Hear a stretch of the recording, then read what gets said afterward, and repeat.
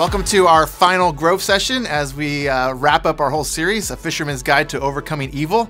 I hope that you found it insightful to hear from Peter and from John about some keys to overcoming evil with good, and how do we kind of survive in a world that seems like it's becoming increasingly hostile to Christianity and to Jesus and to our beliefs. And so I hope that you've had some great discussions. I hope that you've been encouraged. I hope, again, that you've been challenged by the whole thing. And today, as we kind of come to the very, very end, I feel like John, I say this every single week, you're probably tired of me saying it, but John, in his old age, again, it's the 90s AD, it's been 60 plus years since he walked with Jesus, in person. And so now he's kind of the shepherd, I would say, over all these different churches, all these believers, and he's trying to point them in the right direction because there's all kinds of false prophets and false teachers and false Christs that are out there saying, follow me, and John's the one going, and those guys are not, they're legit, they're not real. Here's what it looks like to follow the real Jesus. And he kind of comes to the very end here, and I want to read a couple passages, and I want to kind of talk a little bit about it because I feel like John is trying to get this message across. It's the same thing we talked about last week because he's going to keep talking about love. But he says this in chapter 5, verse 4. He says, everyone born of God overcomes the world. This is the victory that has overcome the world, even our faith. Who is it that overcomes the world? Only the one who believes that Jesus is the Son of God. You see, John is kind of making this claim. He's saying, hey, those that are born of God, those who are in relationship with God, those who have been adopted as his sons and daughters, like we talked about last week, and have this new identity, it's like they are the ones that can overcome this world. They're the ones that can overcome evil, the ones that can overcome the darkness. And when he says the world, we talked about this a couple weeks ago, but in chapter 2, he says in verse 15, do not love the world or anything in the world. If anyone loves the world, love for the Father is not in them. For everything in this world, the lust of the flesh, the lust of the eyes, the pride of life, it doesn't come from the Father, it comes from the world. The world and its desires pass away, but whoever does the will of God lives forever. You see, John is kind of setting up this idea. He's saying those that are really adopted by God as their son, as his sons and daughters, like they're going to look different. It's like if you're in a relationship with God, he's going to have an impact on you. And that's what's going to empower you to overcome the world, to overcome the eyes and the lust and the flesh and all those different things he talks about. It's only going to be because of your relationship with God. And that's kind of why at the very end, when he says, here's kind of the culmination of it all, he says, this is what you're called to as a follower of Jesus. It means if you're going to overcome evil with good, it's like you have got to learn how to love. And you've got to love one another. And it's got to be real love, not false love. It kind of reminds me, I know some of you guys laugh at me because I always have all these old youth group songs from when I was in middle school. And apparently I'm the only one in Rising Church that went to youth group, I guess, when they were a youth because nobody else knows these songs. And so we're going to see if you know two of these songs. I'm pretty sure some of you might know the first one. It's kind of sounds a little depressing, although the message is supposed to be positive. And it's, they will know we are Christians by our love. Anyone? Bueller? Anyone remember that one, right? It kind of went like, they will know we are Christians by our love.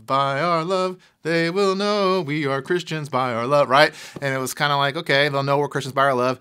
And the second one, I highly doubt anyone knows it. If you do, send me a message and I'll be like, high five. But it's from 1 John 4, 7, and 8. And it went like this, and it was kind of an echo one, so the girls would echo, so I'll try to do both parts.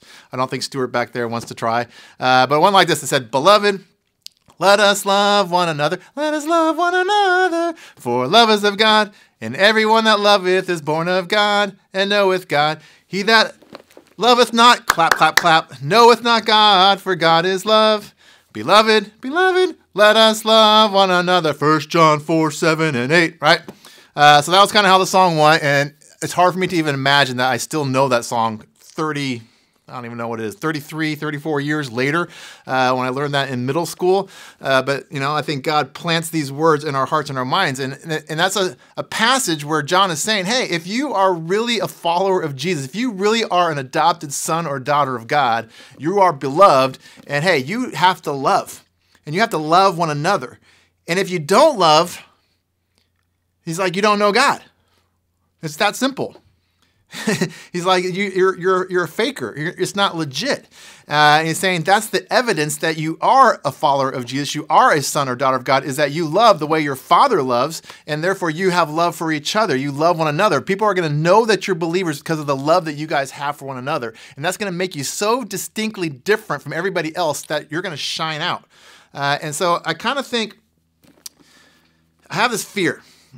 and I don't know if you'll get upset with me for saying this, but I have this fear that the world has taken love and twisted it and changed its definition. You see, the world says that it loves. And it says, hey, you know, if we talk about, you're going to talk about in your growth today about how God is love, but is love God? Is there a difference between love is God and God is love? But the world thinks that love basically is God. Love is the ultimate truth. Love is, you know, what we sing about in all these songs. Love is so important. You'll see people plastered on their shirts and posting it all over the place. And love, love, love. Just love people, right? But the world doesn't really love people. The world loves people that are like itself, and people that do what they want it to do. And so you see a lot of this in our culture today, where it's like, hey, tolerance, acceptance, love, right? And we love people, and you're like, well, do you really love people? You only love the people that think just like you, act just like you, dress just like you, who vote the same way as you do, who go to the same things and activities as you do. But do you love those who are completely different than you, who think much differently than you, who are actually opposed to you, who think differently than you? Do you love them?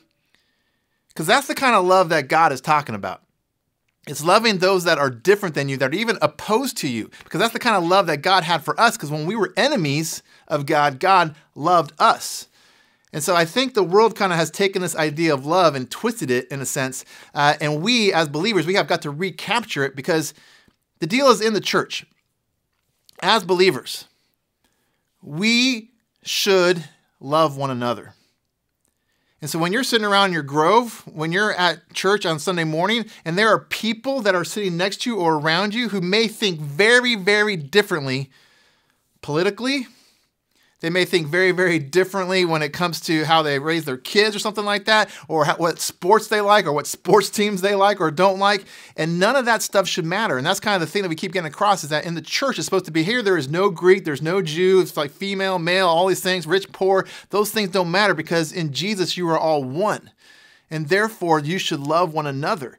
Because that's what God is. And if you know God, then you should be able to love. And so to me, the evidence of a church that really is following Jesus is the love that we're going to have towards each other, that we are able to love and able to tolerate people that may think differently than us, because we choose to love, and that's because that love comes from God. And the world can't do that. The world can only love where it's like, you love me back, or you do what I want you to do, then I'll love you. But we as believers, we should be different than that. And so Kimberly and I kind of have this conversation a lot, where we talk about how in the church, we should, as brothers and sisters, there should be people that you may not like and you may not agree with, but God is still calling you to love them. God's still calling you to be in relationship with them. And that's what makes it a family.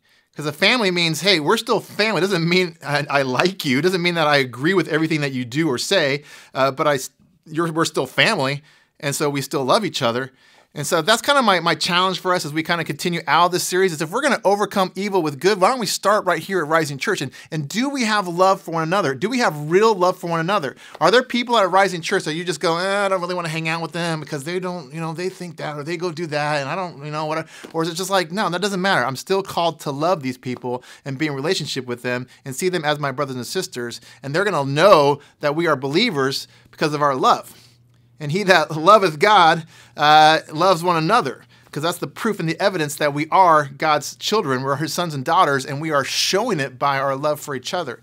And so I would challenge you guys today, as you kind of unwrap this, and we're going to talk into chapter 4 and chapter 5 of 1 John, to really kind of, when we say God is love and we start unpacking that and how perfect love drives out fear and all these other ideas we're going to get to, which are all great, it's like, how do we really love each other? How do we, as Rising Church, how do we love one another? Despite our differences, how do we love one another? Because love is not saying, well, you guys can go do your thing over there, and I'll have to be in a relationship with you because you guys, I don't like that stuff that you do. It's saying, no, I still don't like the stuff that you're doing, but I'm still going to love you. And I'm still going to be your brother or sister. And I'm still going to stand beside you. And so as you kind of wrestle with these things, just keep thinking, okay, what does it mean that God is love? What does it mean that if we love God, that means we're going to love each other?